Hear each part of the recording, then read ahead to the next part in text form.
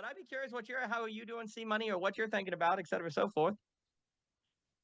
Um, well, I was actually watching some OG Rose content recently, Good and man. some of the themes that were coming up were alignment and lukewarm. Uh, Hmm. and so I wanted to try and combine those two or something like that, or to talk about those two today. Well, you're very kind to watch those. And yeah, that was a really interesting topic because Michelle brought it up. And as you know, we just kind of, what are you thinking about? And see what happens. And it's interesting how a term like lukewarm is thrown around so much in Christianity, or people discuss it, when it just definitely seems like it needs to be approached like freedom. What is freedom? What is justice? What is equality in kind of Platonic dialogues? Like, what do we mean by lukewarm? So thank you for watching that. Yeah, so we talk about the psyche being a complex of complexes. And so then I like to think of, like, I don't know, neurons or nerve signals need to reach a certain threshold to, like, do an actualized signal. Um, and so there's something about human potential being actualized into action that seems to have somewhat of a similar alignment equals power. No, not equals power, but affords power, contributes to power, something like that. And then I want to talk about Jung and autonomous complexes, and how you and I have talked about living philosophy and dead philosophy, and ideas that are calcified and internally consistent versus ideas that are flowing and flexible. Nietzsche's death of God being that human tendency to capture and then to hold on, and then that's no longer a living icon.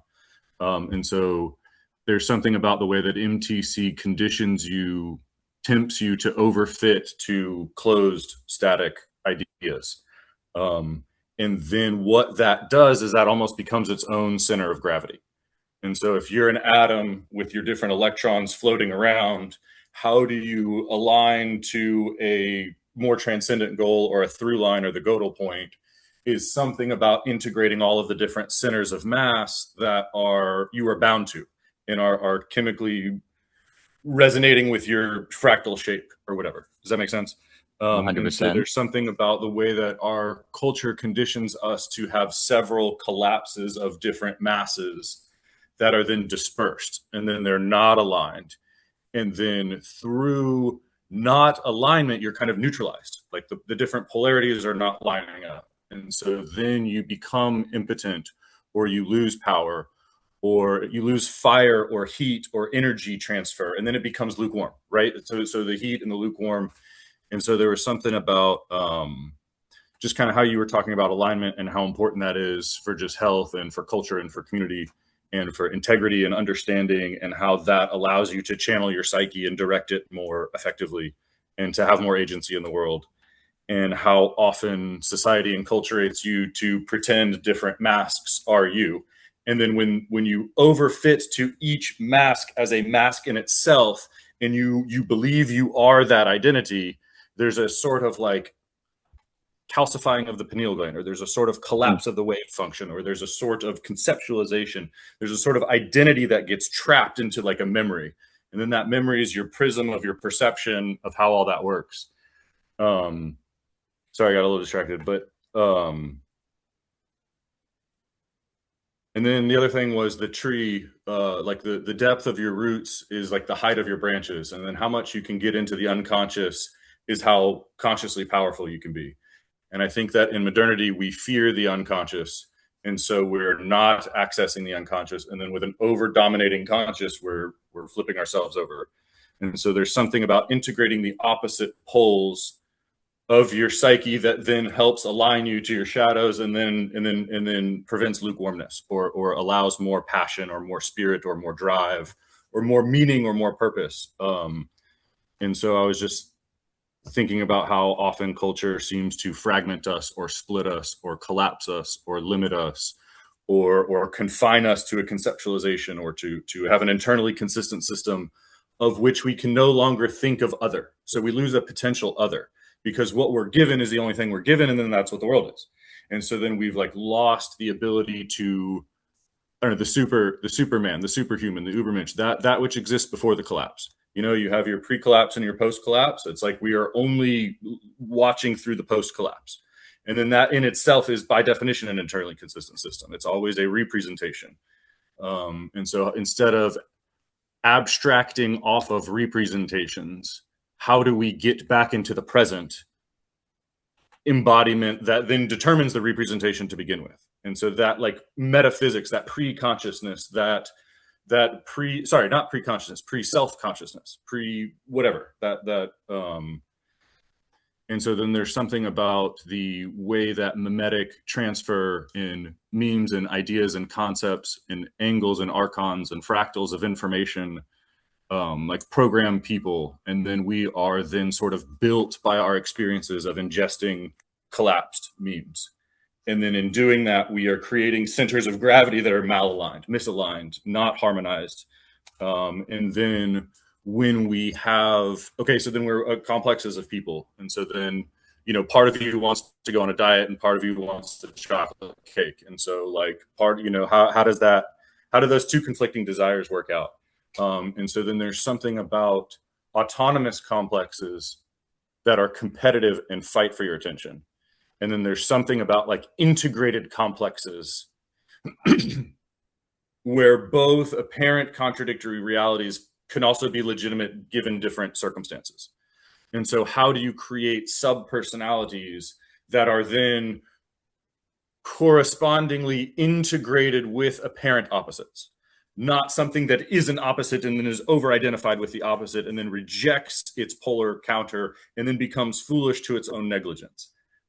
Because then that's what loses creativity. That's what loses life. That's an anti-life philosophy. That's a dead God. That's then an impotent person, and then that's a lukewarm spirit. And so then that's misalignment creates lukewarmness. And so then if what we're doing is trying to align people and then trying to create more passion or to create more revivification or something to infuse. So I don't know. That's a little bit of a ramble, but No, not at all. Absolutely magnificent. So just a few things come to mind. So if you're not able to integrate complexes and you have all these kind of different autonomous complexes that are kind of competing, I think it's very wise to associate this with lukewarmness, because you end up like the birdie and donkey. There's all these kind of different complexes you could be, but how do you choose what? So you're paralyzed, right?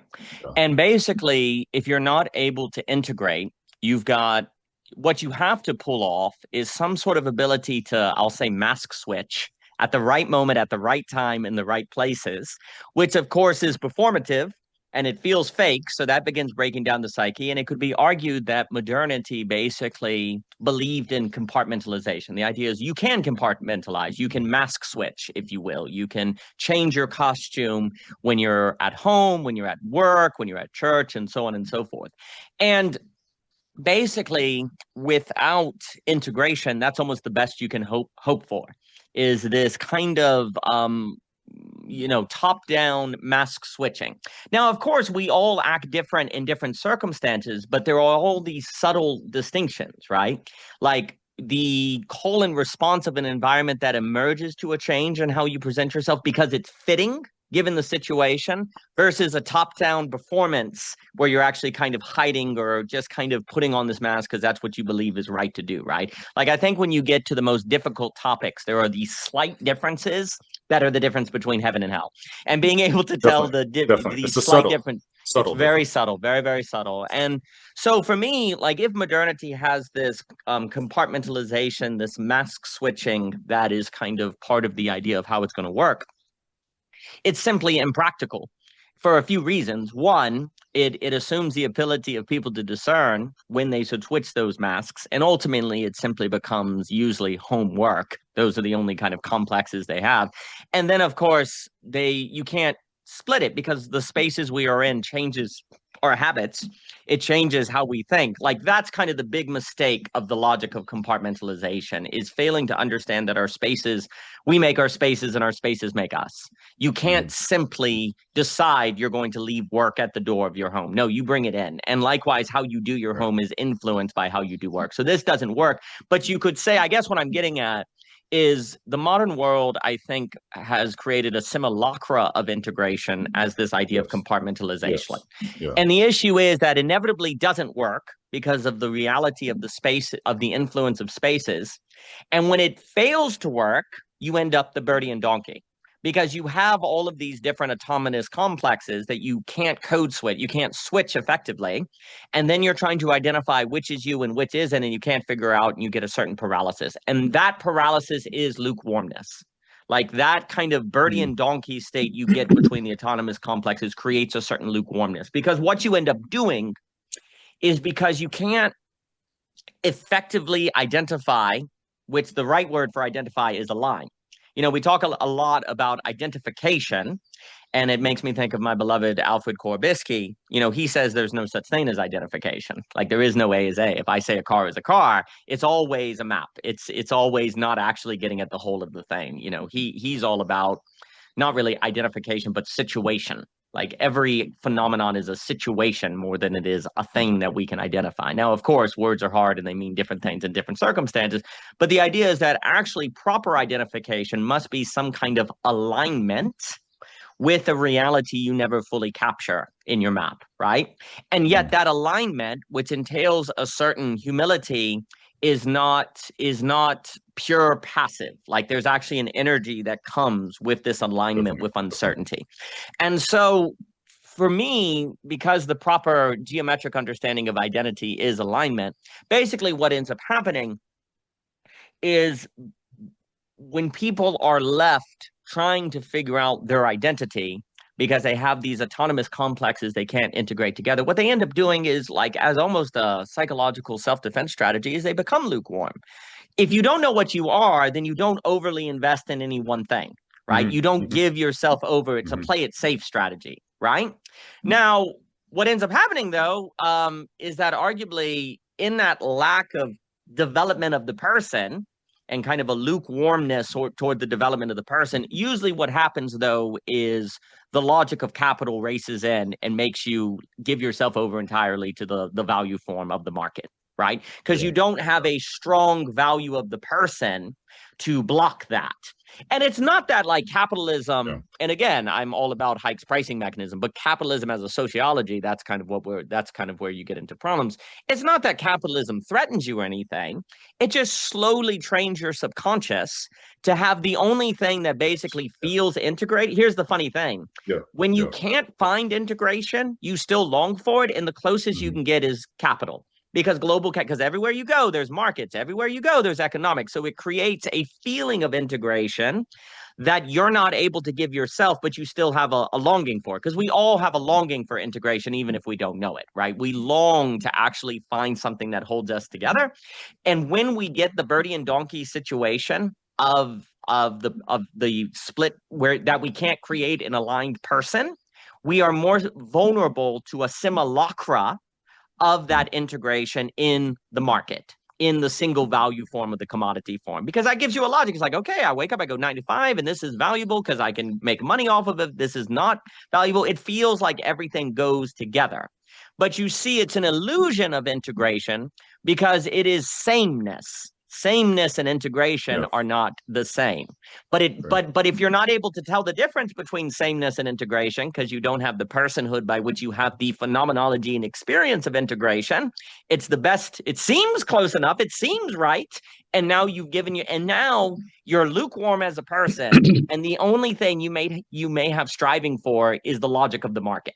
So you may then strive for status or making money or doing all those things because that's the one thing. Because I guess what I'm getting at, and I agree with what you're saying, where there is a lack of integration, there will be lukewarmness.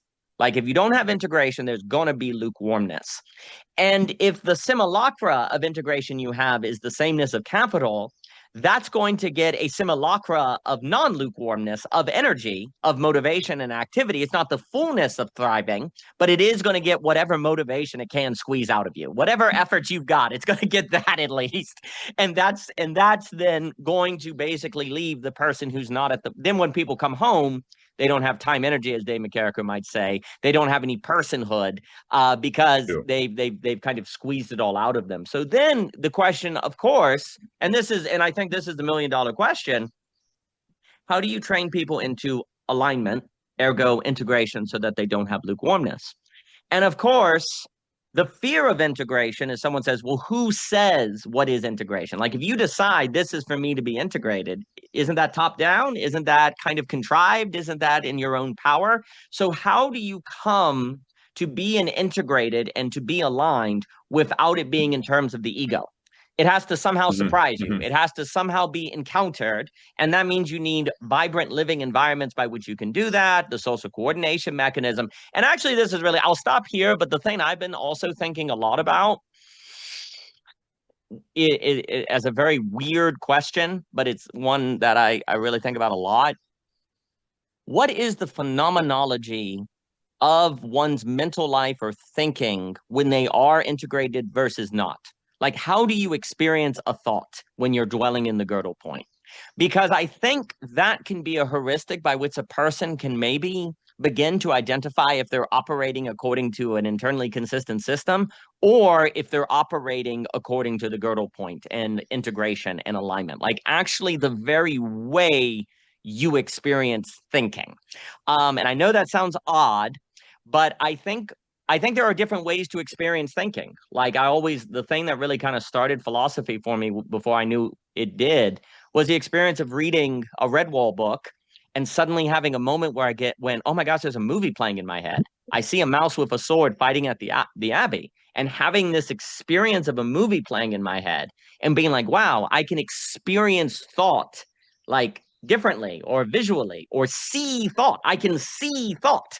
And that to me has always been extremely interesting, as perhaps I kind of feel like the more you integrate the person, the more you experience thought as something you see or visual or something seeking a geometry, not just an algebra. And I think that's really important because I think in the girdle point, thought is more geometric. Thought is more, it has curve. It is not merely binary. It has a life, it has a motion.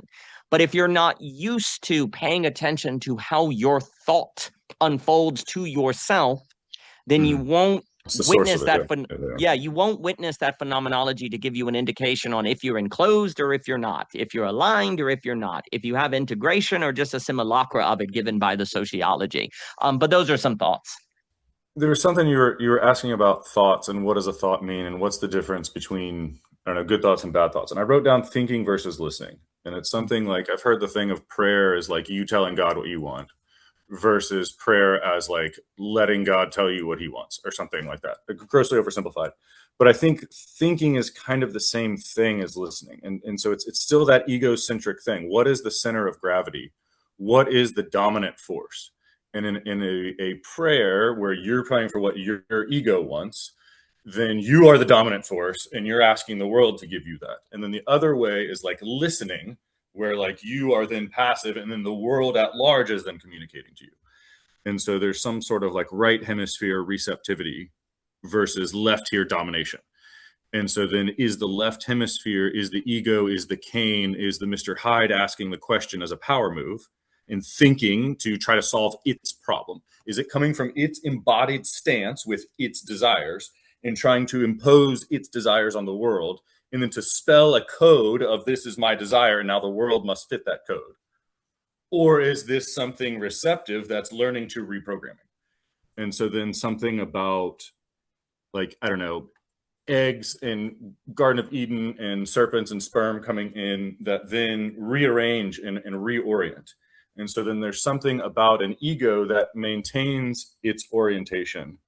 Um, sorry, this is what I wrote was integration versus addition.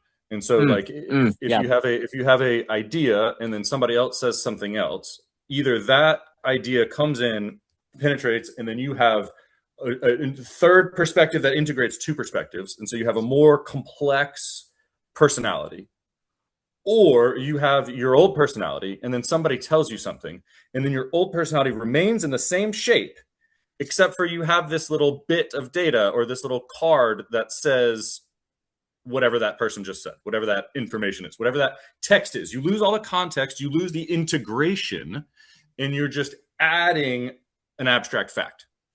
But that fact isn't reformulating your personality. It's not reshaping your value structure.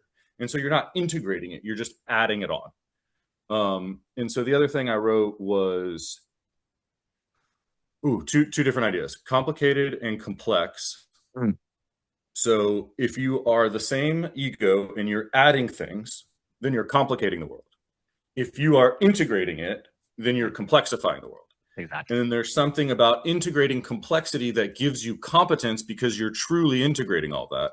And then there's something about the addition of the ego that makes it complicated, that makes thinking overwhelming, that combinatorial explosion, and then you're fucked. And so when you are using your left hemisphere abstraction, complicated additional thinking where your ego doesn't change and you're just adding a program, well, then you're sentenced to toil. Whereas Abel can just do things because he's able, because his personality is integrated. Cain is disintegrated and needs a program and needs to pretend different masks. And so in this thing, he has this program and that's a mask. And this is this program and that's a mask. And then when I go home and I have 20 different masks, my personality is in chaos. Exactly. And then that chaos of malalignment is due to all of those different collapses, the overfitting to the collapses. And so how is there the ego that then overfits to collapse, that's just additions, that makes life complicated, that makes life chaotic, that makes it a toil and is like hell, versus how do you allow that sperm in? How do you integrate? How do you allow that old self to die, a new self to be reborn through the chaos and the metamorphosis, and then have that new self be reintegrated in a new shape, in a new form, with a new perspective that then transcends the old one-sided view and now has a two-sided view, or an eight-sided view, or whatever. Again, this is about integrating more and more layers of dimensions versus being an internally consistent system that ignores everything. And so I think the McGilchrist left hemisphere is taking over is that we are just more and more defined and we're more and more ignorant. And so there's no more integration, there's just addition. And adding different masks is not being a better person. It's of being a fake psychopath.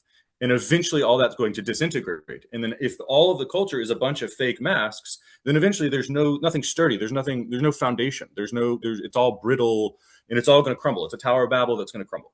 Right. And so where are these integrated things that then the support is still there? It's flexible and it sways in the wind, but it doesn't break, versus all of this brittle concrete that just erodes over time and then eventually crumbles. And so like we're like addicted to concrete or to stasis or to complicating things or to collapsing things or to addition things or to linear algebra, and we're ignoring the spherical geometry, or we're ignoring that trans-dimensional thing. And so it's like senses. Like if you sense, smell, touch, taste, hear, it's like almost like reason is its own sort of sense. And then we are like the proverbial midget with a massive ear, where we are just reasoning our way through everything. And in doing that, we're severing from all the other senses. And then in severing from the senses, we're not integrated and we're not aligned. And so then, yeah, there we go. That's what I was thinking when you were talking. Yeah, magnificent. Absolutely magnificent. So a few things. Evidence that society is indeed making these problems, I think actually is given by, it seems to be that the society or civilization is selecting in its highest position psychopaths and sociopaths. Like like that's almost like, for me, like just kind of practical evidence that this is a problem, because you definitely seem to at scale increasingly have a selection for the sociopath. Therefore, the society is failing to integrate. And in fact, the internet. Okay, I'm back. So what I was saying is that I think like very practical evidence of the society not integrating is the fact that it's seemingly selecting for its highest positions the sociopath and the psychopath. Like that's evidence. Like to me, it's the bureaucrat. It's the banality. It's the systems processor. It's the inhuman computational agent. It's that which lacks its own atomic mass. It lacks its own moral compass. It doesn't have a through line connection to the Gödel point to God. It is literally overfitting to the data of the like parts and wholes. It's lost the contact to the whole. It doesn't have morphic resonance to the tribe. It's just what is the abstract ego, what is the delineation, what are the rule sets, and how do I exploit them?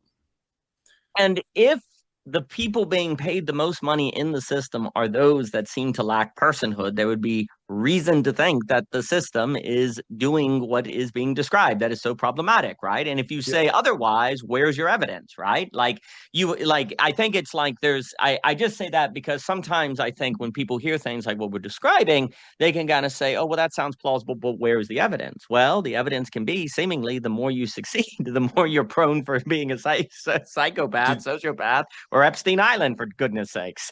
Yeah, have I brought this up before? The Secret History, the Professor Zhang, the like Oh Chinese yeah. guy that does Yeah, that. yeah, yeah, yeah, yeah, yeah, yeah, yeah. And one of his episodes, or a few of his episodes, I can't remember exactly which ones it was, but he was talking about Yale and like meritocracy and how, the Ivy Leagues train people and how they sort for people. And he was saying that he got accepted to Yale because of his profile.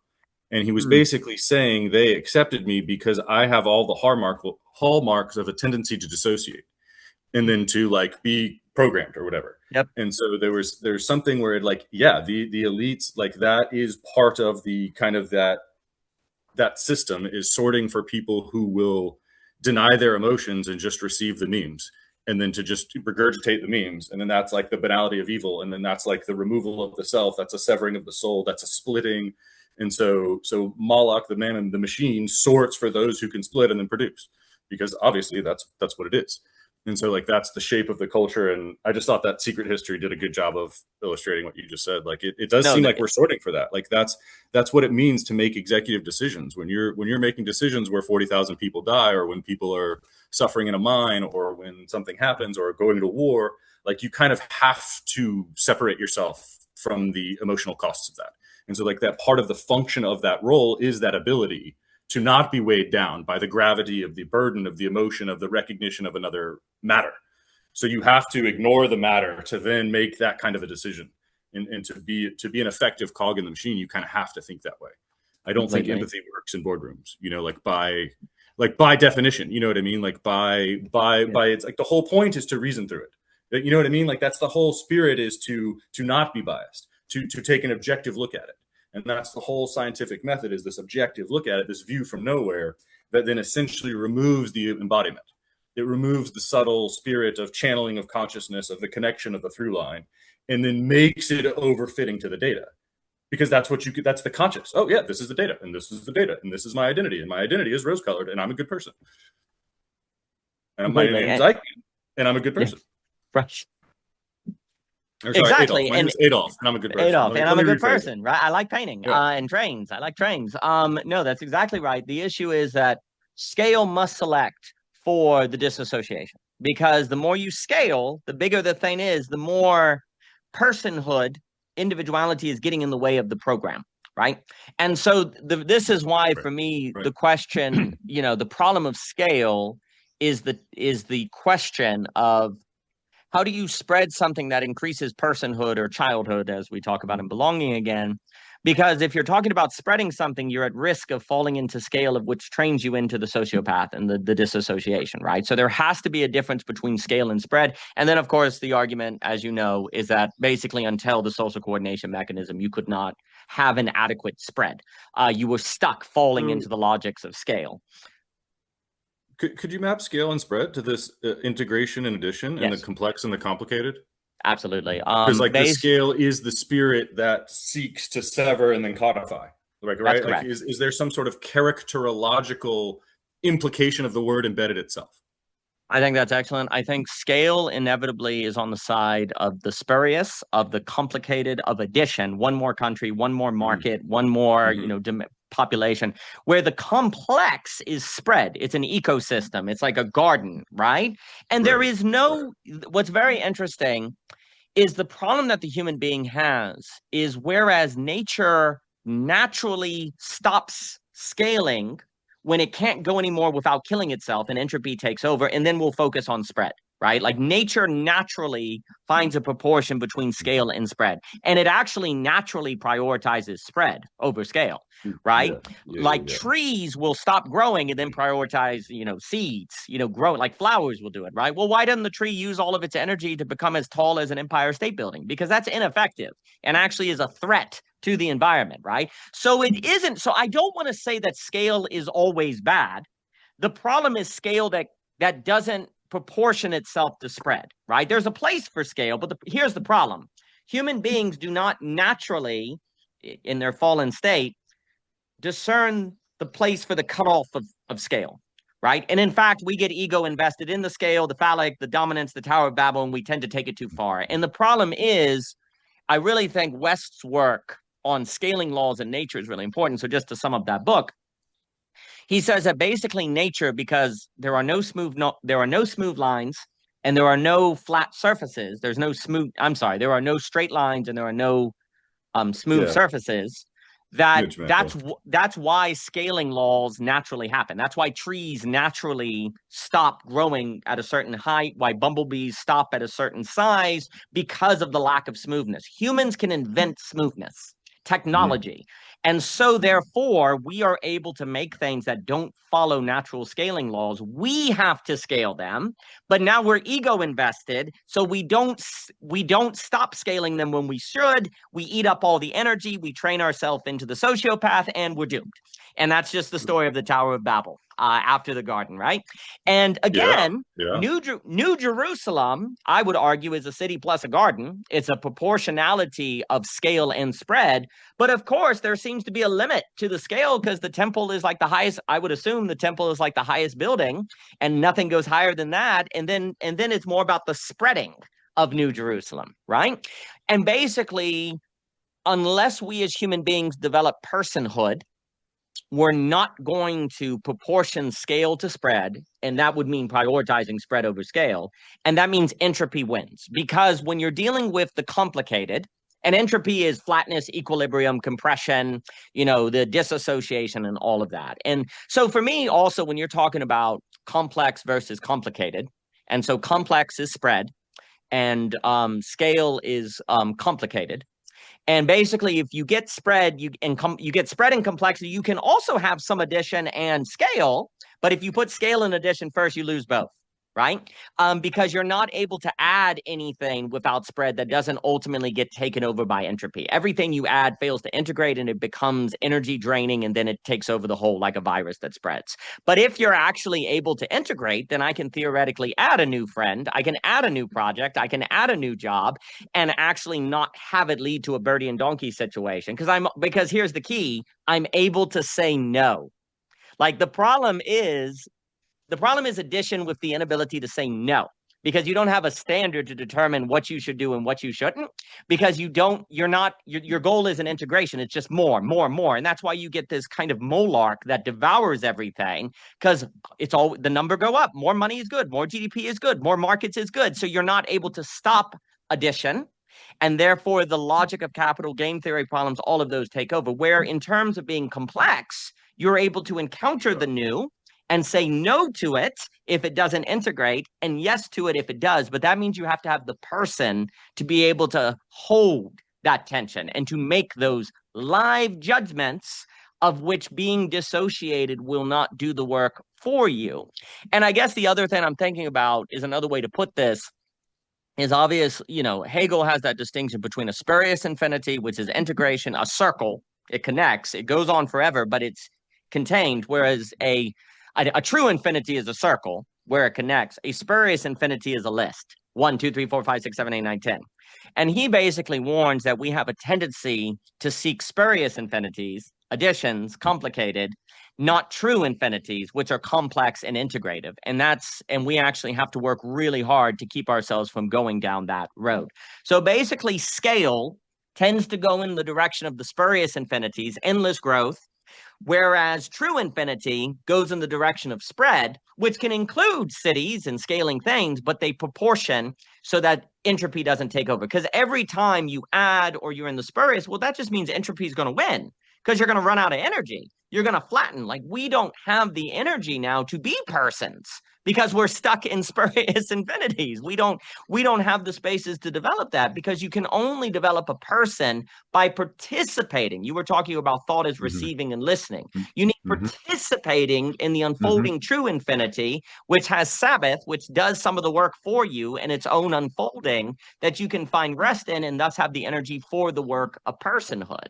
But that means you have to, well, you have to be thinking in terms of complexity. And what's interesting too with complexity, like a way I think about it, is it's some kind of almost, it's a bound infinity. It's like there's a limit, but within that limit, there's a certain infinite motion, actually, that never falls into a flat equilibrium, because it's almost like the way that a spurious list works, the complicated, is 1 plus 1 plus 1 plus 1 plus 1. It just kind of goes on forever. Where there's something, of course, I'm now going to be alluding to the Trinity, where there's something about the kind of structure of the complex is you have 1, 2, 3, and that creates a point where it all folds into a 1, 1, 2, 3, folds into a 1, 1, 2, 3, folds into a 1. So you see how that there's a cap to the addition at 3 that actually opens up a geometry, because you need at least 3 points for geometry. But you're not just adding 4 points, 5 points, 6 points, 7 points. You're going 1, 2, 3, and then it folds into 1. So you follow the thought, you let the 3 fold into 1. You let what's before you, you listen, you receive to see how the multiplicity folds into a harmony. And then once you have that harmony, you're then open to another harmony, but it's always containing a certain form, a certain meta geometry. Therefore, and that's the only way to maintain geometry, because if there's too many points, it flattens because it's too pulled apart, right? So the complicated pulls the geometry into a It plane. separates it. It separates it. And so it can never fold back up.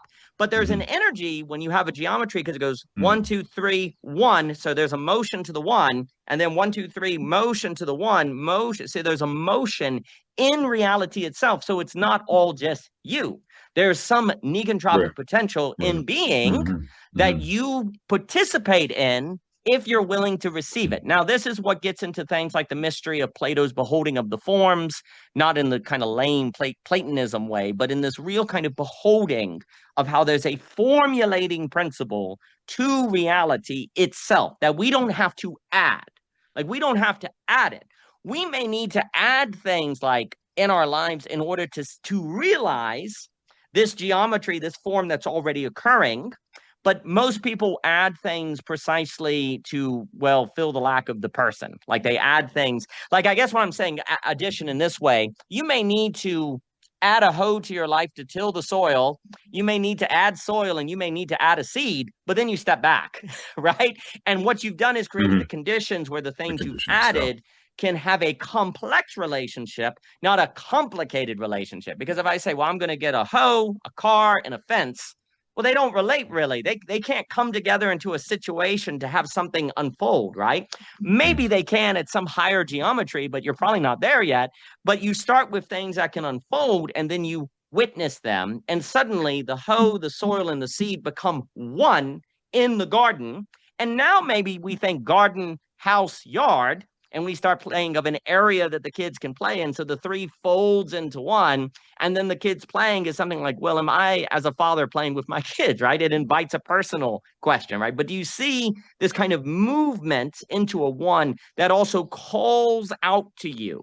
Like, hey, are you going to, it like calls to you. Once you take these things and make a garden, are you working the garden? Are you getting the fruit of the garden? Are you using this space? It demands something of your personhood. So I guess, and I'm also, again, and I'll stop and just throw it at you on any thoughts on anything. And again, I'm very interested in this question of how you experience thought, and like trying to think of that to help one avoid disassociation or equilibrium or failure of a development of personhood. But the thing I guess I was just going to say is that when you are dealing with the complex, like let me put it this way.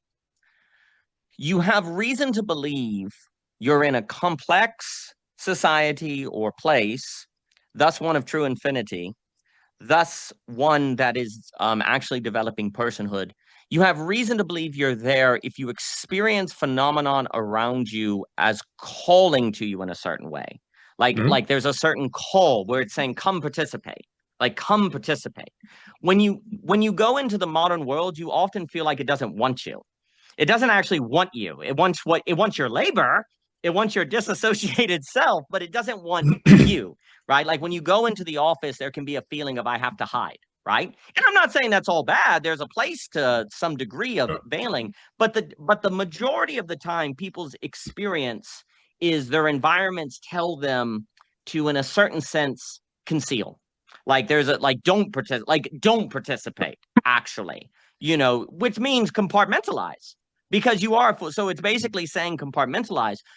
An environment that is a living environment actually more so feels like it's calling out to you to fully participate. Like come in and train your personhood. And if the world around you you don't experience with that kind of, as Ross Bird says, call and response, which I really like, that would be evidence that you're dealing with not a true infinity, but a spurious infinity, not a complex, but a complicated, not an integration, but an addition. And that kind of felt experience can be an indication of what kind of world that you're in. But those are just some thoughts. Whew, yeah. I don't know how far back do I want to go. Let's go the nature bound. Like there was something you were talking about. Bees only grow so big, and then you were also talking about the trinity of three interdependent parts, and how like only a linear would be like a unidimensional thing that doesn't have anything else that matters. But once you integrate other poles of matter, then those like almost by definition curve the space time because there's gravitational fields that are pulling. And so then in that sense, there is no such thing as a linear because it's all relative, and that's relativity is changing, right? So there's something about the material reality that is bound to physical limitation. Like a tree, the bark can only grow so tall before it crumbles, or it has to have foundation, or it has to have, I don't know. I can't explain how life works, but my point in all this is there's something about, remember we've talked about Sophia creating Yaldabaoth because it was an imbalance. Like it didn't include both polar energies. So there's something that we were talking about earlier with when you come up with an idea that almost like creates a subtle reality that's like disembodied.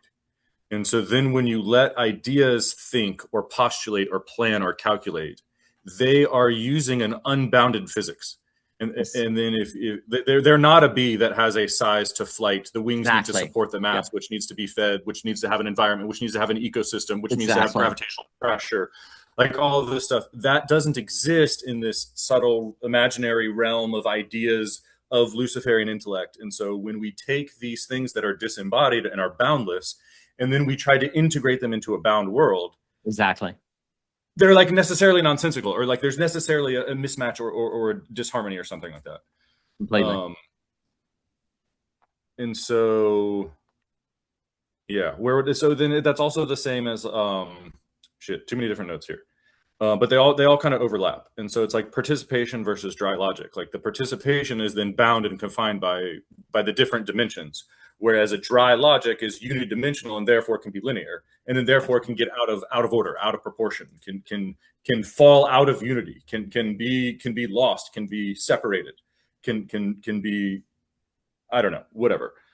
And then something about capital and modernity and how we've grown, that's then the ultimate reducer. And then we erase culture to the lowest common denominator. And then when everything is a lowest common denominator, it's all text but no context. And so then you are adding text, but you're not complicating yourself. You're not integrating that. You're not actually becoming more communal. You're just pretending to be communal because of some surface level pretense. And so to what level are these surface level pretenses? I don't know, fake or genuine, or integrated or disparate, or again, I don't know exactly how to do all this, but and then again, you were talking about thinking and versus listening. And then like if you're thinking as an ego that has 10 different physical problems that are creating cognitive dissonance and tension, and you are selfishly looking to cease the cognitive dissonance, then your left hemisphere will confabulate a reason for why you have the shovel and the chicken. it will just come up with something that's bullshit, right? And this is a human phenomenon, right? I'm not, but this, Sure. so who is doing the thinking? What is the spirit that is searching? Who is seeking? What is asking? What is thinking? What is desiring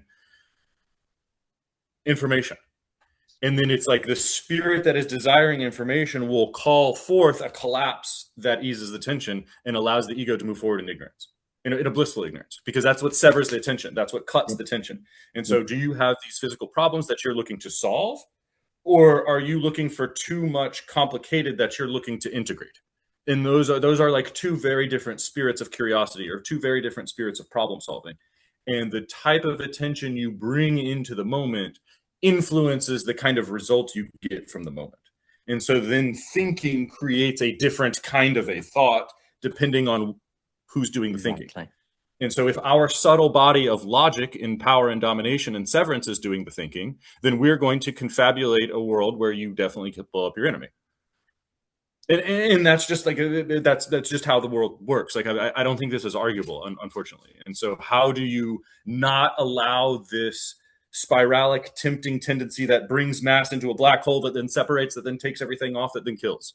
Like, so where is the holding on? Where is the tension to not let that subtle angel dominate your way of interacting with the world, and then to take over your psyche, and then to be your only mode of operating in the world, and then to dominate your children or your wife or your inside, to bring that spirit of domination into to implode internally, not to eat the flesh of a deer because you need food, but to destroy the environment because blowing shit up is cool.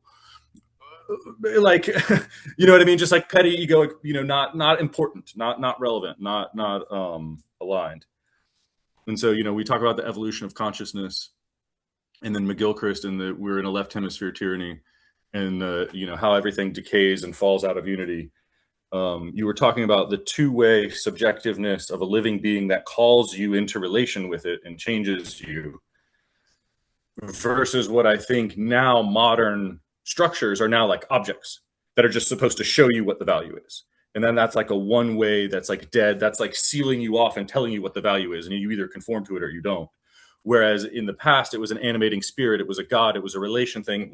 It was something calling forth. It was an interaction that then changed the shape of your personality. Whereas now, again, we have our personalities, and then we have these additional objects, versus having things that call us and relate to us and change to us. And then we pull them in and then we integrate them. And then our internalized, imprinted map of what life is includes those dimensions of experience as well. Yes. As opposed to just the rational that seals everything off into an ignorant, linear unity. And so where is that proper spirality that integrates, harmonious mass? Was fantastic, and I cannot overstate or overstress my agreement with the point you're making on thought to itself has no natural scaling laws because it doesn't relate to an environment. Like thought in the thought there's no other. There's no other. And this and me, so yeah. And since we naturally experience the world through thought, like it's very different, especially in modernity, so the argument is the more you get a technological, interconnected, global, pluralistically world, the more we're all existentialists now, as Peter Berger says, and thus you're more likely to be in thought, right? Now, you could say 300 years ago, this wasn't such a problem because you didn't have running water, so you had to get water, so you had more of a natural tendency to be aware of your environment, right? And I'm not saying perfectly, I'm just saying that life, you were present and purposeful. Easier. You weren't daydreaming the whole time. That's correct. It was easier to be present. Now, it is more difficult to be present because we're all existentialists, because technology does running water for us. So we have more of an inner life, you could say, right? And you could even look at, like plays before. I think Keats makes arguably the first modern play because it's a play about the internal life of a character, right? It's hard to even imagine art being about the internal life of a character until you start getting the Industrial Revolution, until you start getting modernity, because that muscle wasn't so trained, for good and for bad, right? Now we're real trained in the internal life, but that means we're real trained to get tricked, habituated into not scaling properly, because Right. thought, Right. where we mostly Yeah. live, doesn't naturally scale. Therefore, we don't naturally Uh, engage in humility in the same way. Therefore, we're more likely to be cancerous, quote yep. unquote, as Ebert It, says, because the cancer yeah. cell doesn't destroy itself. And we therefore are more prone, like the problem of the technological essence, quote unquote, which is, as Heidegger talks about, which is the problem of capital, as Marx says, in the bad way, not Mhm. capitalism Mhm. in the Heikian way that's important, is precisely the problem of a lack of natural scaling. Like we do not naturally scale technology. Let me put it, when I say naturally, I mean automatically. Like there is a way in which a tree automatically proportions itself because it is in relation Mhm. to an Right. environment. Thought and capital is abstract reasoning that a society is organized around. Technology is a manifestation of abstract reasoning or technological essence, technological thought. This is thought that doesn't automatically scale itself. Thus, it runs the risk of absorbing everything into itself as unbound and thus undynamic, because you can't have texture without otherness. You can't have personhood without difference. You can only have a flatness without difference, right? Mhm. Well, Mhm. flatness is equilibrium. Flatness is entropy. Flatness is death. Like there's no life here, but here's the thought does not naturally avoid equilibrium, I guess is what I want to say. Thought does not automatically avoid equilibrium, whereas life naturally works to avoid equilibrium with negentropy. Like that's the whole Schrodinger, what is life? Life is really weird. It seems to defy the laws of the laws of thermodynamics, because it seems to be like life. Now, of course, this gets into where complexity science says negentropy is a form of accelerated entropy, and you get into all those $1 million questions. And I like to say that even if negentropy accelerates entropy, maybe it never arrives at equilibrium, because there's always a curve before you get there. Now, that's a giant claim that there's no need to go into here. But what if the second law of thermodynamics is not a destiny, but a pruning law? Like a principle of development, not a fate. Like it's like the law that baseball happens in. It's like a rule that makes actually that negentropy has to follow to be negentropy. No need to get into all that, but the point I'm simply saying is that nature has automatic negentropic tendencies against entropy. It naturally has way to stay alive, to fight off Mhm. entropy, right? Thought doesn't, because Right. it doesn't Right. have an environment to itself. So we have to be intentional about it. But our ego gets invested in the unlimitedness of thought. And so then we're not intentional about binding it. In fact, we enjoy riding with it as it scales and scales and scales, because that's the joy of the Tower of Babel, which is, of course, idolatry and a form of death. But that is the problem. Thought does not automatically avoid entropy. It does not automatically avoid equilibrium and flatness. We have to be intentional about it. And the problem is the enclosure is truly nefarious, because as we hurl ourselves toward death, we come up left brain, chicken poop. We come up with reasons for why we do it that are good reasons. That makes sense. And so we're always able to justify to ourselves the effort of not naturally scaling thought as somehow being good. And we'll do that as we go off the cliff, right? Like you do not, I mean, to put that another way, you do not automatically experience the limits of thought and the cliff it's heading you toward in thought. You don't naturally experience it. And so you can always come up with rationalization that that's not where you're going. You can come up with a story that this isn't going to lead to our apocalypse, right? Because the left brain tyranny can come up with that story every day of the week, right? So not only like because thought is unlimited to itself, if it is therefore not forced to be humble. It can always come up with a story of how what it is doing is good. And so when someone comes along and says you're heading toward a cliff, you can say, no, I'm not. No, no, no, no, no. That cliff is how I'm going to fly. It's not death. That's actually going to be the moment that we prove, that we're like gods or something. And so that enclosure structure is truly nefarious.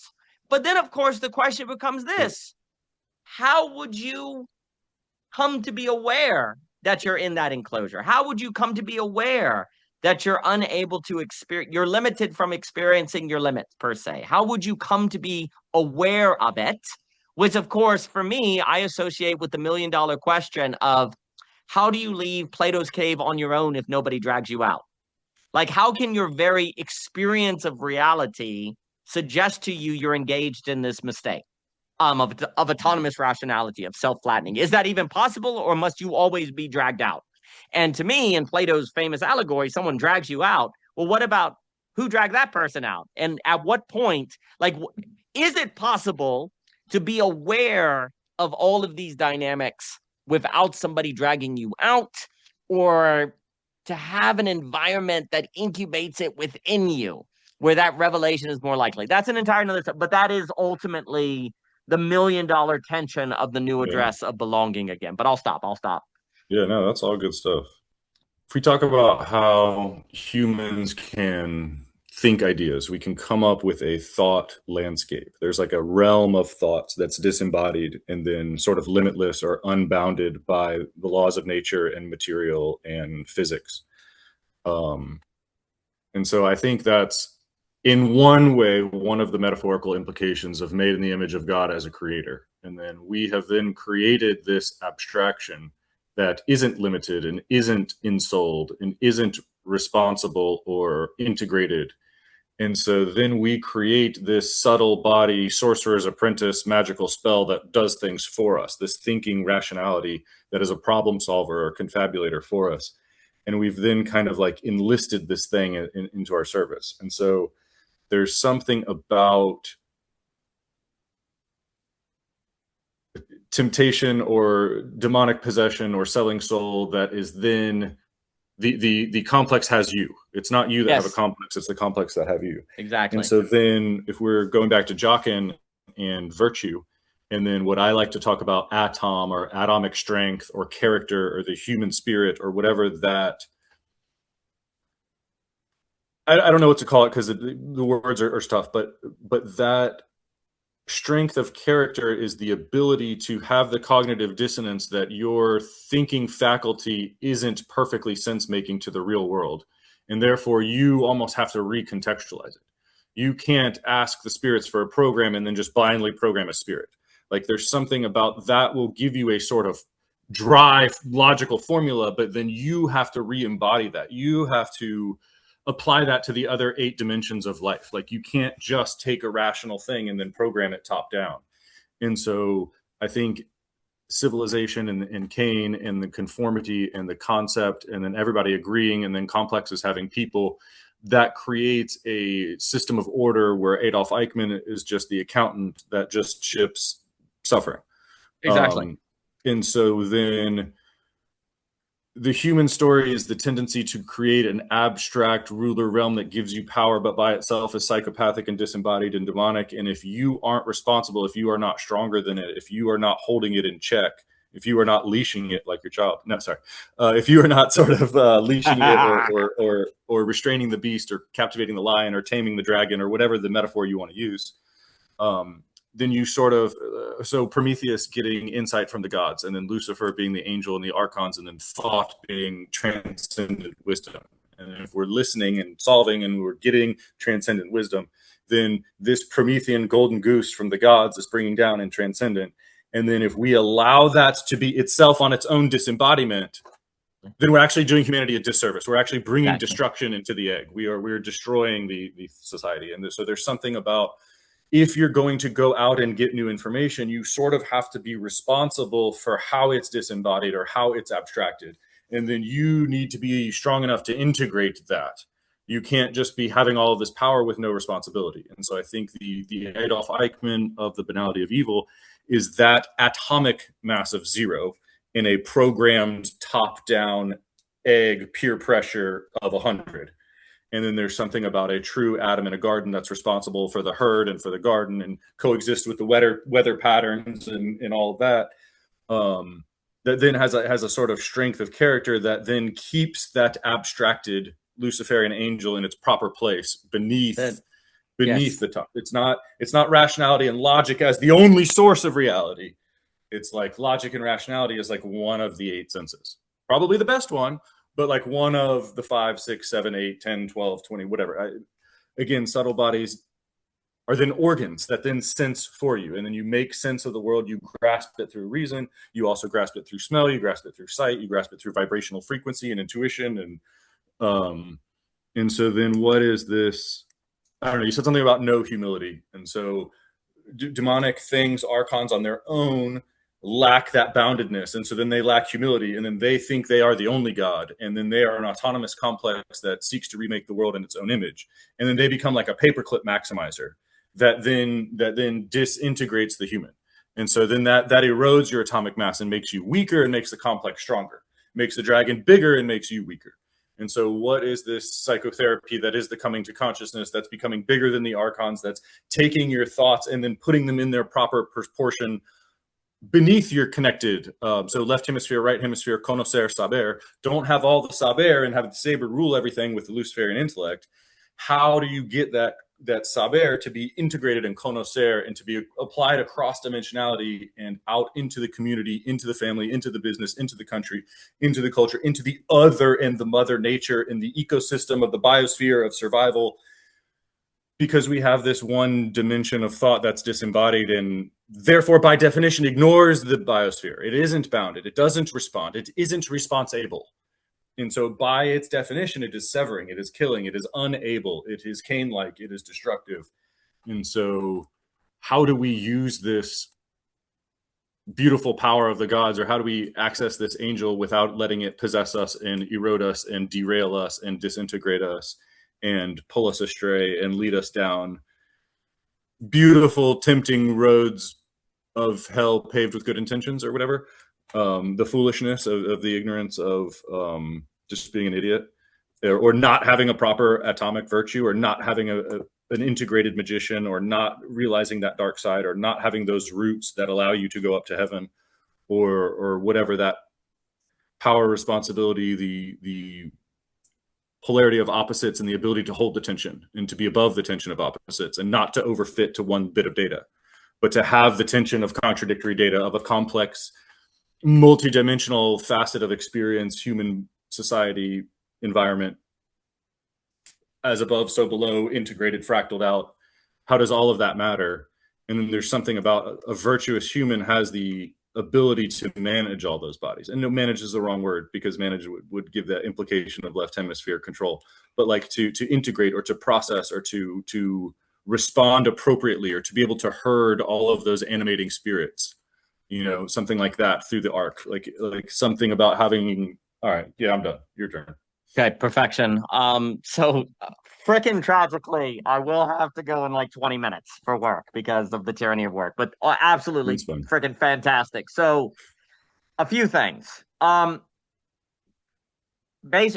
100% everything you're saying. So then the question becomes, what would it mean to have a socioeconomic system that incubates, not forces, incubates in the person a subjectivity that is doing everything you're describing versus binding the Luciferian versus becoming the Lucifer in a way, right?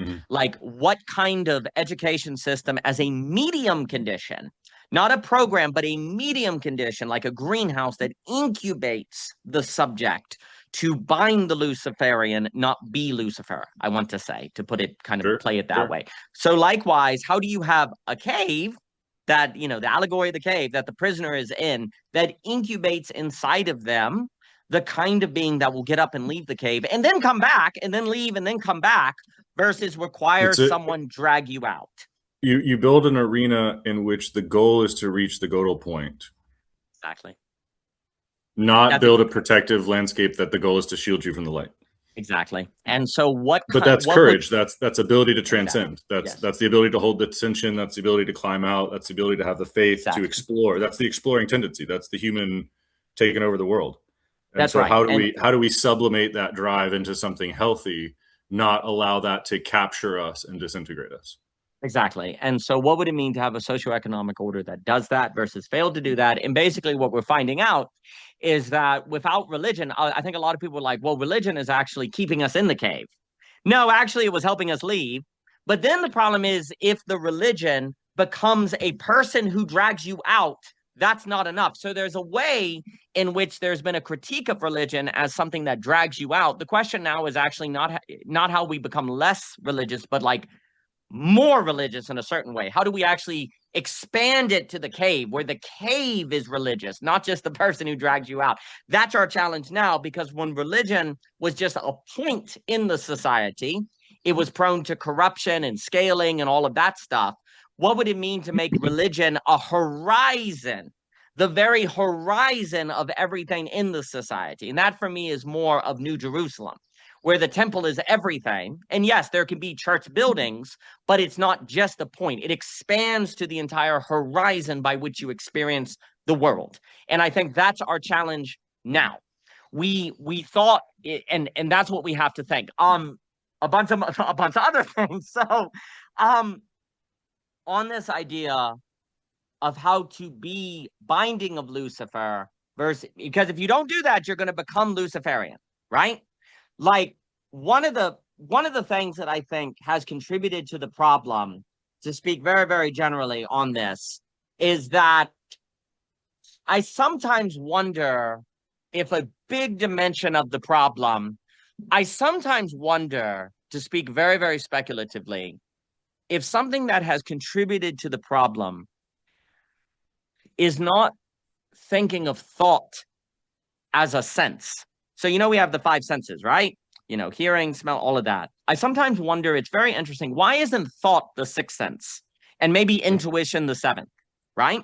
I mean, I think Because they are effectively. yeah, Yeah. yeah, They're that's just not right. socially credited for it. It's just, it's unconscious is there, but consciously we won't admit it. Something like that. Exactly. And you see, if you think of thought as a sense, then that naturally binds it to the world, right? But the It does. reason Does we that would, make sense? Like, you always ask, does that make sense? Like, it literally is a sense. Sorry. yes, it literally is a sense. But the reason why I don't think we consider thought a sense is because we don't believe form is real. If form, Yeah. Yeah. if Yeah. Yeah. form Yeah. if form is part of phenomenon, That's, and the yeah. only way to sense it is thought, and I do think there is a difference between thought and intuition, and you need all seven to basically be the person. Then thought is what, then the role of thought is to experience the form. Let's just say I've got a crepe myrtle right there. Okay, so I can see the crepe myrtle. I can go feel the crepe myrtle. I can smell the crepe myrtle.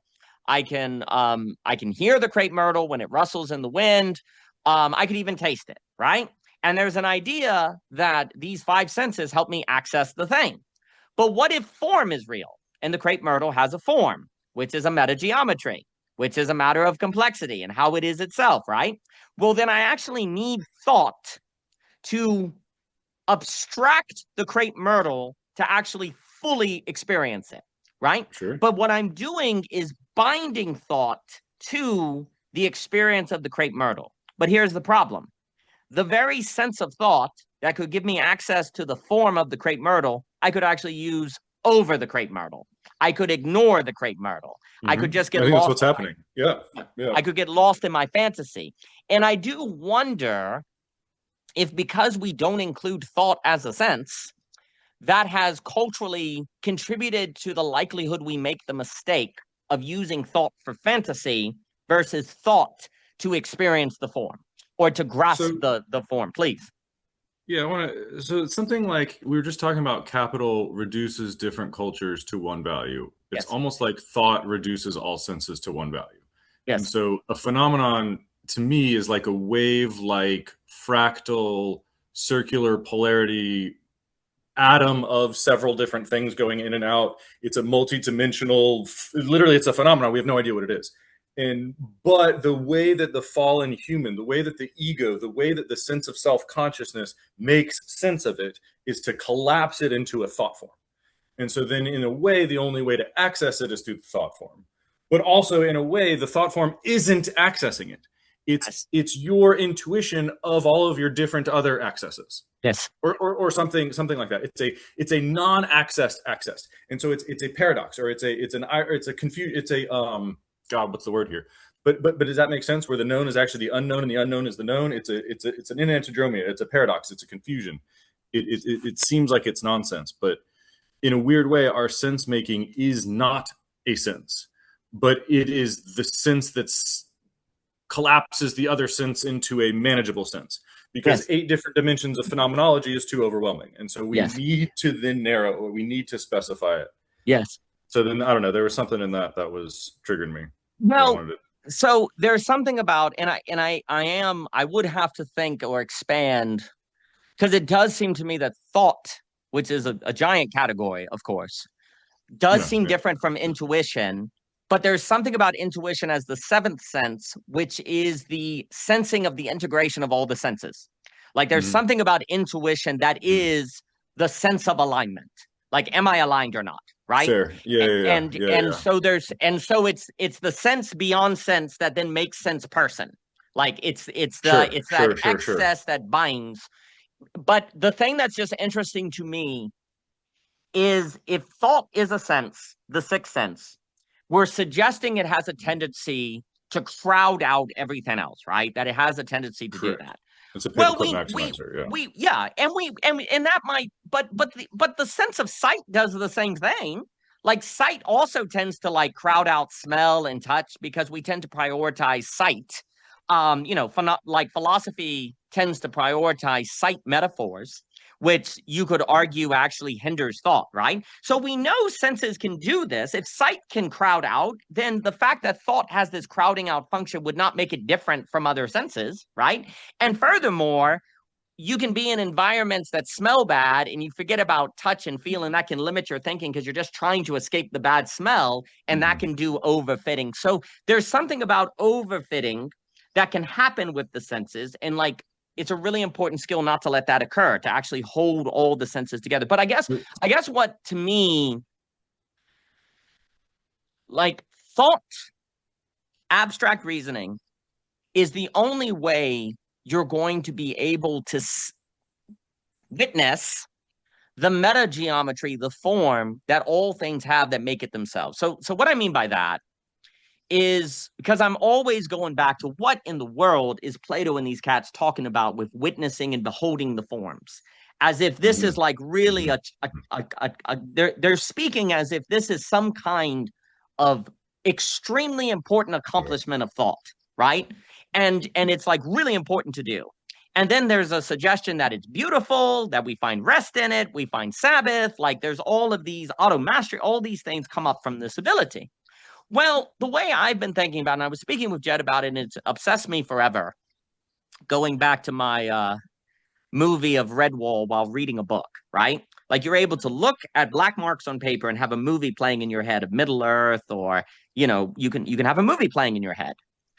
It would seem to me as if that's an active imagination, and that actually the point is to use that phenomenology, that ability of thought, to witness the metageometry of the phenomena in front of you, to Mm-hmm. see how they are this Trinitarian 3 to 1 and they're folding into themselves, because you can't directly witness it because it's deeper Sure, than the sure, immediacy, sure.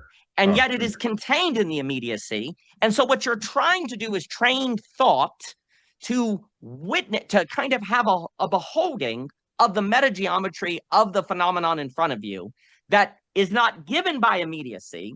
It has to be imagined, but you're using imagination to bring out the fullness of the determination of the thing in front of you. mm-hmm. Therefore, it's a bound Lucifer. It's not Luciferian, it's a bound Lucifer. And to me, basically, a lot of what personhood is about is marrying left and right brain, imagination, and logic. What does it mean, though, to marry imagination, dare I say, with rationality or logic, the non rational with the right? What does that mean? Well, it means you're using imagination not for fantasy to get out of this world, but to behold the formulation, the formulating geometry of the phenomenon in front of you so that you can fully experience it, thus have an experience of the complex, not the complicated, the true infinity. And then intuition seems tied to staying in that place and then figuring out how to actually the real trick is figuring out how to stay in that witnessing, that integration of the senses in presence of other people, because it's Mm-hmm. not self-evident how to do that, and intuition seems to have a social function. Like there's something social Connective. about Yeah. connective about intuition, and it's the seventh sense that is necessary for the individual to be atom, not an atom, in the way that you're describing. Sure. Sure. So to me, if this is all so, and again, I do think so much of the problems that we're describing, unbound Lucifer is actually tied to a privileging of thought as not being a sense, as somehow being over the senses. Like we've talked about, like when you read philosophy or many people, they all talk about the senses provide the content of thought, right? And therefore there's some sense in which thought is over the senses, right? Definitely. Yeah. I think that's like ground zero of the problem. No, thought is another sense. It is it is Yeah, but it is it's separate from it, and so it's presumed as superior, but that's the foolishness. Yeah. Yeah. Yeah. Yeah, Yeah. and So what you're keep going. doing, Keep going. and when you say that thought is a sense, you're binding Lucifer, right? Hmm. But because you have to think that, you can choose to ignore it. You can choose to unbind it. So there's something about the sixth sense of thought that requires, I want to say, a choice, a free act to actually say, yeah, I could just have thought relate to thought as an unbound realm, but I'm actually going to choose that the point of thought is to experience the form of the physical world, of the determined world around me. I'm going to actually choose, and I associate this with the absolute choice. Like the absolute choice is where you're choosing to use thought for determination, not from determination, to actually have the metageometry, the forms of things come forth to you. Because then also the argument here is the only way to be a person and integrated is to figure out how to participate in the forms. And if you can't even witness the forms, then you can't do that, right? Like if you don't believe, like there's an argument where if you don't believe in forms, you can't have a person. Because what is the person but your form, which is a topology? Therefore, it's qualities of a shape that are maintained even as you disfigure it and change it and move it around. Like that's like the complex is, in my opinion, always a topology. As I understand topology to be like the study of basically shapes that are constant through disfigurement. Like you can Hmm. move this, Hmm. and what are the well? That's the self. I would argue that the person has to basically be some kind of topology. It's some sort of consistency through change, right? But Yeah, that's that the masking, the genuine yes, mask versus the bullshit mask. Yeah. yes, that's right, and that requires complexity, whereas the So complicated doesn't. Please, please. yeah, yeah. So that's something right there. I wrote imagination arrow up, fantasy arrow down. And so we were Yes, talking about thinking and becoming informed. Are you a small ego listening to that which is above you to be reinformed? Do you use your imagination to magically receive information from above versus the ego who's trying to confabulate to solve its problems to relieve its tension, then indulges in fantasy, which then creates consumable thought forms that are smaller than it, that it can manage and it can program and it can direct and lineate, it controls. And so exactly. there's something about the kind of thought that is fantasy, that is delusional, that takes you away from reality, that's egocentric. And then there's something about a submission to a higher form or a listening or a prey receiving or an imagination where you are relating to wave like forms beyond you, and then you were being changed by them. You were being called from that, like Harry Potter and the snitch, the golden Mercury, the Yes, gold from above, the golden goose, the Jacob's ladder, up the Jack the Beanstalk, whatever that calling is to then transcend the egg, right? And so that is then the role of the mage or the image or the imagination or the wizard, is to go up and connect through the imagination into that's truth and integrity and honesty. And then like a dark wizard who does evil then takes that information, reorients it top down, and then indulges his fantasy and deception and manipulation, and then makes his own world whatever, right? And so exactly. there's the fantasy and the imagination, and am I thinking to control the world, or am I thinking to integrate with the world? And then am I trying to get mine, or am I trying to understand how to flow, or like, yeah, I don't know, there's something in there that 100%, and I'm running out of time, and it makes me really, really sad. you got 1 minute So left. Yeah. yeah, I know, but I might push it a little. So for me, belonging again is going to talk about the temptation of dream equality, and what I mean by that is thought wants to be Luciferian. It wants to be Mm-hmm. unlimited, which Mm-hmm. means that it actually Tyrant. our subconscious is toward basically making the world around us practically a dream. Like when you Mhm. dream, It's a fantasy. everything Yeah. around, Yep. yeah, everything in a It's a dream, you can narcissistic say, well, fantasy. I didn't choose the dream. I just found myself on a school bus and five again. Yes, but it's all an expression of you and your will. And if you were Mhm. lucid, you would control everything, right? So the brain, I actually think thinking libidinally wants to be a dream. It wants to be free of determination, right? And so what ends up happening is imagination, if you're not aware and training it, is going to go in the direction of basically making thought dreamlike, which is Luciferian. Mhm. Mhm. But the name of the game is Mhm. actually to use imagination, not to be unbound from To, determination, to but pull it back. to pull it back and to Yeah. behold the Mhm. metageometry in determination that you can participate in, which thus formulates your person in a Sabbath sense, because it is given by the world, not just entropically developed by your own energy and power, right? And Right. so Right. then so then on a practical note, and I guess this is what I've been thinking about, um, how can you tell, like, what would be signs that you're using thought in service of experience? Well, and I just want to also emphasize, I really do think a big, just almost, I almost want to say, just as a kind of almost practical thing, I really, really do think it helps big time to avoid the mistakes of unbound Lucifer if you think of thought as a sense, like the sixth sense. Like by separating that, it just subconsciously then thought is over the senses, therefore superior to the senses. The unbound realm is thus superior, and you've got cancer, entropy, equilibrium, et cetera, so forth. To really see So thought, please, please. I want to get the subtle sensed difference in experience between two attitudes of thought. Yep. I don't know where I'm going, but I'm trying to get to dopamine and serotonin. I'm trying to get to left hemisphere and right hemisphere. And so there's something about like if you're using your ego to solve a problem, you're going to get a dopamine high that's like an ignorant bliss. And there's a Yes. sort of carological feeling of that is hubristic and separate and arrogant and dopaminergic or whatever, versus something like serotonin after a hard day's work where you're tired but fulfilled. Exactly. And so did you do a lot of thought and do you feel relieved and connected? Or are you like, oh, I just exploited everything. I'm better than everybody. I have a million this and blah blah blah blah blah, or something like that. There's some sort of thought form that came to me where you're asking about how to do the difference, and I think first of all we don't know because it's the human temptation to fuck it up, and so we don't Exactly. actually know. Exactly. But a pedantic semi-suggestion is that there actually does seem to be a subtle difference in the feeling, and I think that we are sort of conditioned to chase these dopaminergic things, and then we feel empty, and then we chase more dopamine. But what we actually need is serotonin, and so we don't need more control; we need more connection. We don't need more power; we need more responsibility. We don't need more left hemisphere; we need more right hemisphere. We don't need more consciousness; we need more unconscious. We don't need more man; we need more God. Whatever the spirit is, right? So I don't know. There's something about that. There's you can almost tell the difference, and then that conditions motivative circuits to repeat that.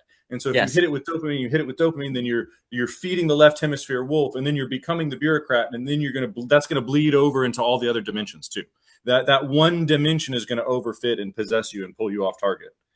Um, so we can kind of tell the difference in how it feels, how it relays feeling to us. Yes. Yes. But I also think that we're biased to mistake that. So I don't think that's actually a legitimate response, but it's a partial response. Sorry. But Yeah. that to me, what you're saying there is why intuition seems to be the seventh sense, which is this energetic. I associate intuition with this subtle distinction between the energetic differences, dopamine, serotonin. Like, is there good flow? Is there vibe? You have this kind of sense of the atmosphere. But intuition itself has to it can't be over the other six senses. It just has to be because it can be deceived, right? Like, it has to be a sense, but it can't be the Yeah. conclusion. So if you move intuition as being the seventh sense, I do think you can have real signals. I do think you can tell those differences, but it takes a lot of training and it takes a lot of work. And you can never assume the meaning of the intuition. Like that's like you can never assume the completion of the intuition. So intuition fundamentally has a certain openness to it that is an indication of, okay, what I am doing here, I have reason to believe is contributing to an integrated person because this feels like serotonin, not dopamine, but I can't assume that. I just have to follow it. But that means you're in a relationship. Now you're receiving the world. There's a kind of tightrope walking in a Nietzschean sense. There's a kind of like, okay, but you can never move to the Luciferian. Please, please. I got this idea playing in my mind, and I don't. I'm not words are not coming, but it's something like the Escher drawing or the strange loop that ends up where it began. And there's something about our five senses that appear to culminate in reason, that actually culminates in intuition, that actually then just grounds the being again. Exactly. That's And, right. and so we tend to get lost in the rationality, and then we lose intuition, and then we get lost in the whatever, and then we forget it's all a loop. It's all an interdependent spiral. And so, yeah, I just wanted to. That's exactly right. It It's a becomes a strange true loop where the infinity. beginning becomes the end, and we presume because rationality is severed and disembodied, it allows itself to be linear, and then it puts itself atop the hierarchy, and then you think, okay, rationality, we're done. But that in ignoring the other massive objects, then no longer follows the gravitational pull. It ignores the gravitational pull. It separates, and then therefore it's not spiraling, and therefore it doesn't matter, and then it's not integrated. It's gone off and separated itself. Something like that. Absolutely. And again, that so it never ends. So it has a motion, it has a movement, it has a geometry that's kind of compelling, that's pushing, right? You never stop. And the weird thing is about unlimited thought is it seems like it doesn't stop because it's unlimited, but actually it doesn't move at all because there's nothing pulling it forward. It's complete, Because it it's isn't. totalized. Yeah. So Yeah. you need Yeah. this strange true infinity loop to make sure that there's continual unfolding and creativity and things like that. And again, the other thing that's just important, we all know that you can think you see something and not see it, think you feel something and not feel, like the senses bring with them error, but you would never say that therefore there's no reality to what you sense, right? Like it's pure illusion. So the other thing Yeah. is you can say there's error in thought, but you don't get this like illusionism that can creep up. And but how do you deal with when you think you see something but it's wrong? You can correct it with hearing, right? You can, or taste, or you smell something, but then you look at it and say, oh, I thought it was cookies, but actually, it's not, right? So the senses are working in concert to create an entire ecosystem of correction, apprehension, and living, right? Which is Mhm. also all in favor of guiding yourself in the world properly. Well, thought is doing the same in terms of form. It's trying to grasp the form of Mhm. phenomenon because how you Mhm. carry yourself in the world could be a matter of life and death if you don't grasp the form. And it freaking is, because look at all the people dying because they haven't grasped the form of the human being, and they therefore have fallen out of the development of personhood into flatness that's really, really problematic. And of course, if you lose intuition, you can't manage social situations, you can't be with people, you can't integrate yourself, and you become a hikikomori or you lose energy, right? So thought and intuition thus are part of survival and actually thriving in the Mhm. world. But when we separate them and don't categorize them as senses, it contributes to this I'll have to go the disembodiedness.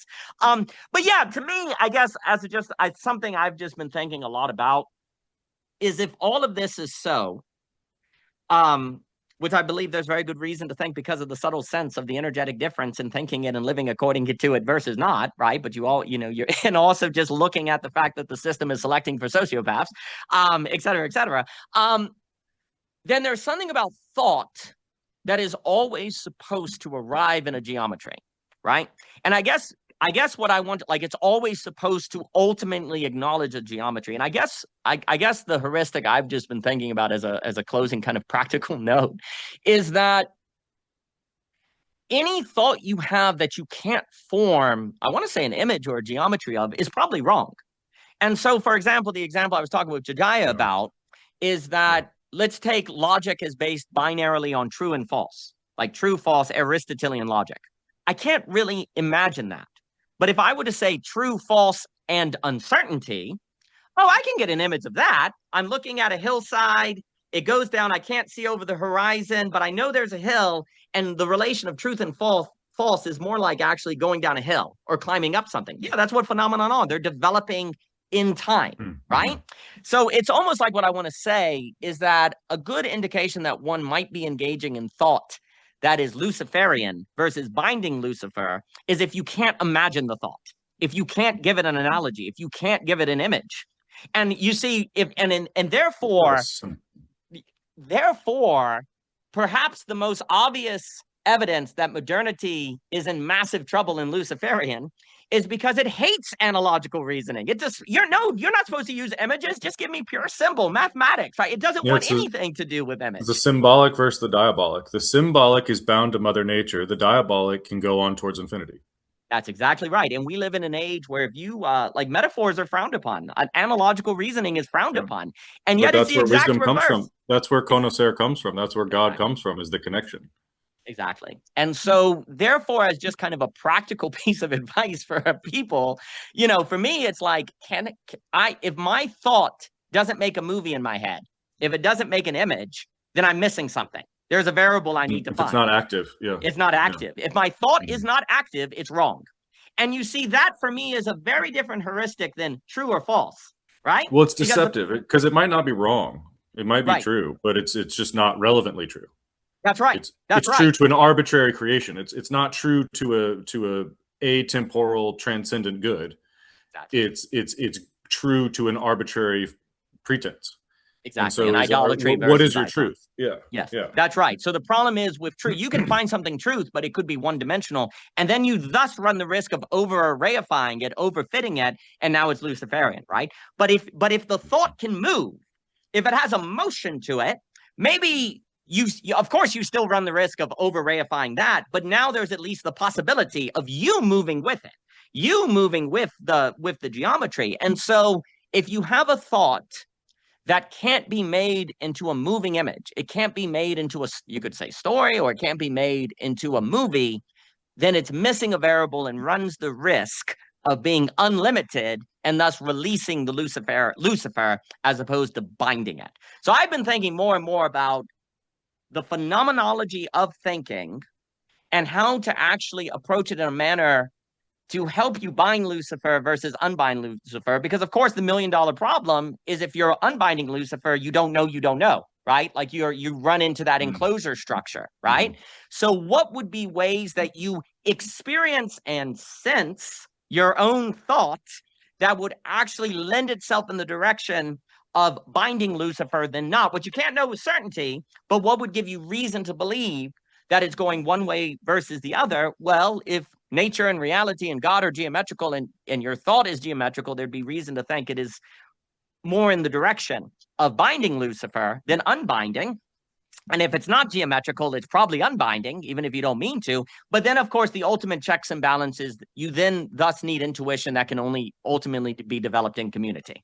So you bring your analogy into, like, conversations like this are like, I have to, conversations like this are like constantly analogy testing, metaphor testing. People have a Mm-hmm. language. I'm going to bring my language. I'm going to bring my images. I'm going to bring my metaphor. Does this work? And this, yeah, and then this, and you keep doing. Like when you pay attention to these online conversations, these kind of TLC things, they're like basically image testing. It's a Mm-hmm. constant testing Mm-hmm. of geometry, right? And then you kind of fit it, and you work it, and you work it, and then you're following the intuition, but you're actually developing a geometry. You'll notice these conversations are not merely like true, false, right, wrong, data. It's actually working imagery. It's much more like painting. It's Mm-hmm. much more like artwork. Well, that's how you check and balance the moving image to make sure it's actually developing toward personhood. Because, and to actually kind of keep it in community and working. But that's a different way of talking. And I'll throw it to you for any thoughts and then I'll run. Yeah, let's schedule another conversation soon. Yes, sir. I always enjoy it. Thank you, C Money. Best to you, sir. Have a great day. Best to you. Toodles, All the buddy. best.